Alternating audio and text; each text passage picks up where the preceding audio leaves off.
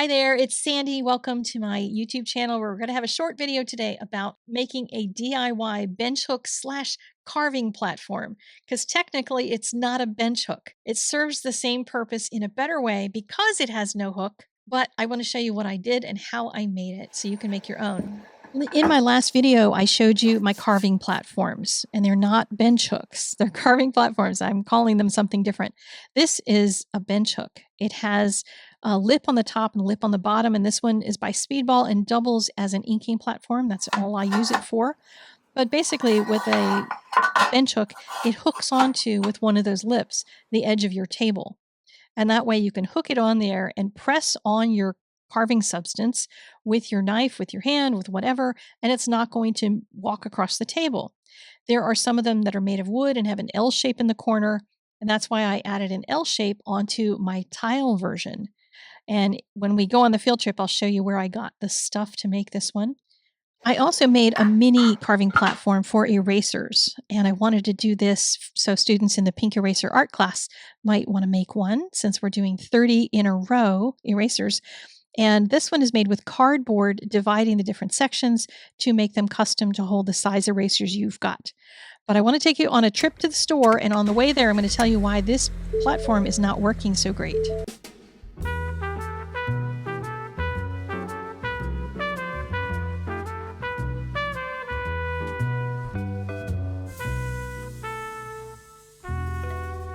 I know I could have purchased a bench hook, and that would have been fine, but I wanted to see if I could make one because I saw a video by a gal named Vicky Lee, and on YouTube she goes by The Carpenter's Daughter, and in the doobly-doo I have linked to her video as well as her blog.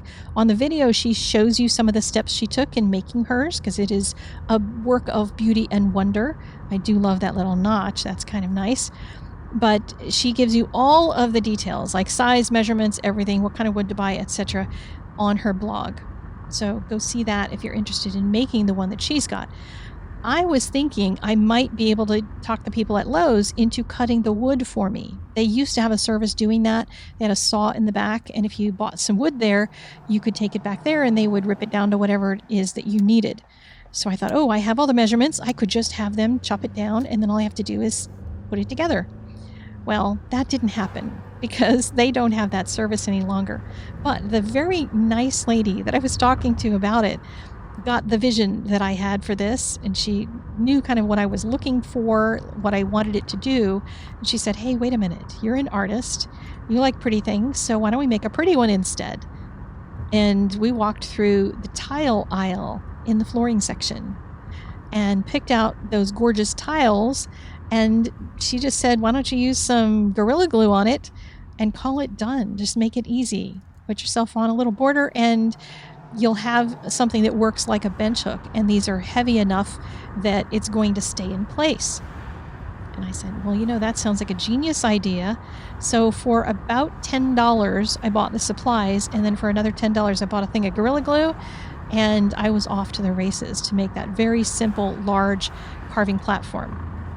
The small carving platform I had made myself, and it was starting to get dirty already, and I'd only used it a short period of time, so I knew I wanted to make one that I could dunk in the sink. And the cardboard one with cardboard strips on it was not going to work for that. So it was time to go back to the store and see if I could find the supplies to make the same kind of a thing but out of tiles. Now, I had already made the 13 by 13, which will accommodate larger blocks. And if I ever do something really, really big, I might do something different because I might need something really large. However, for this particular purpose, I wanted to do the one for the erasers. So I needed a small-ish tile and then something to make those bands in between each of them so I could make those little U-shaped holes for them to set into. So I went down the tile aisle and just kind of looked around at what they had. They have so many sizes, textures, types of rock, all sorts of things. And this is the one that I have been using for a long time, 35 cents a piece for pallets. Like, you can get these super cheap. I bought a big box of them, like the one that's wrapped next door to it. So I have a whole bunch of those in the studio for palette purposes. They have ones with gorgeous textures. I was looking for something when I shopped for the big one, which is this one. and I was looking for something that was matte so it wouldn't shine if I make videos with it. So that's the one that I picked for it. And then on the wall on the other side of the aisle, they had all kinds of edging things.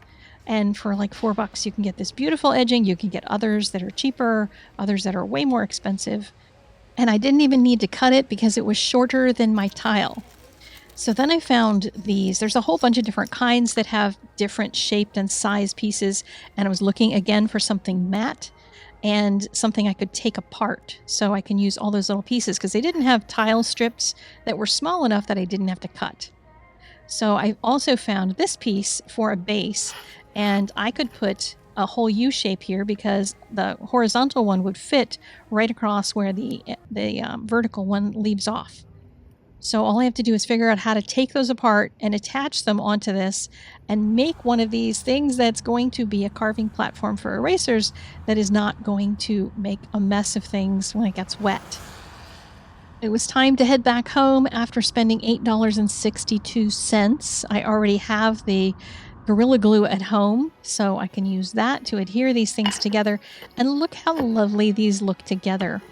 It doesn't even matter if it's lumpy because it doesn't need to be a smooth surface if what I'm going to put on there is going to be an eraser. So there's my Gorilla Glue ready to roll. All I have to do is take these apart. And even though I only need half a dozen of them, I'm going to find some other purpose.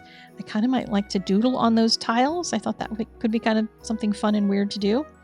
So look for that in the future. If you have any ideas for what I should do with it, let me know in a comment.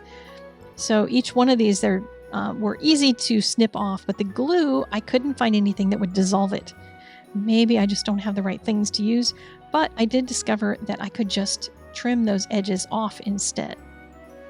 The glue is thick and gooey, but it's pretty easy to cut once you get your scissors down in there, so I just used some really tight ones so I could snip it off and not have any sticking out. And then I could put the glue on the bottom of these and adhere them onto that kind of rocky, lumpy surface, and it's going to be perfect for what I need. So I laid out my tiles and tried to figure out how I was going to arrange them before I started putting the glue on.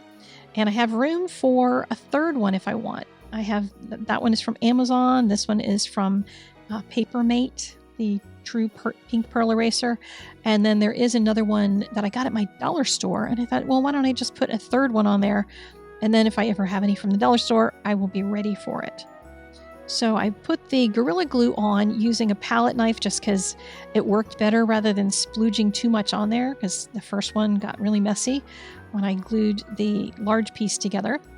But just putting a little kind of small amount of peanut butter is what I consider it, not a ton, because you don't want it squishing out the sides. I let it dry for a good while. It says you only need to really hold it together for 60 seconds, but I gave it a little longer before jumping in to do some tests and do some carving. Now, one of the things that a carving platform can do that a bench hook cannot do is actually turn around at different angles. So I can move this thing so that it works with the proper angle that I need to do my cutting. And that is one small benefit of this. The other might be that it's not a large thing. You can make it whatever size you need. So if you're just doing erasers, you can make a small one. If you're doing a large piece, you can make a big one. If you're doing all 4x6s forever, then you can just make one that's 4x6 and not have, either something that's not going to fit it or something that's going to be too huge for you. And it really is going to help you. I do promise that, especially if you worry about hitting your fingers. So this is the big mama. That's the old little baby.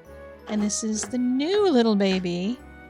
I'm going to reclaim the white one, send it back to the pile of gouache palettes, and start using the new one. And I've got so many erasers to do.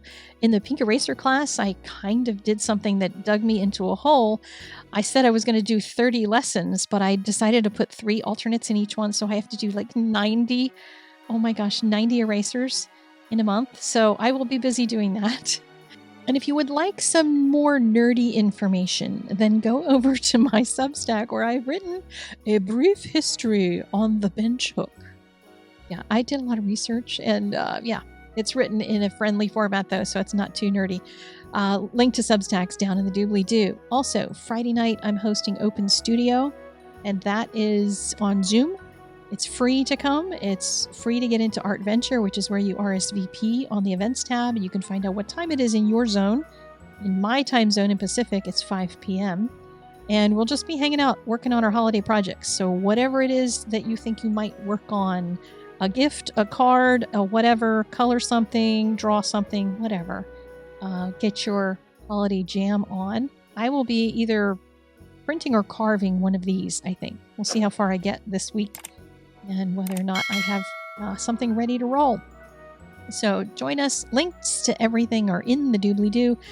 And be sure to hit the like button on your way out. I appreciate that. The channel appreciates that. And hopefully I will see you on Substack and you can let me know what you think about the silly post that I wrote. Take care. I'll see you either Friday night or on Saturday here with a new video. Bye-bye.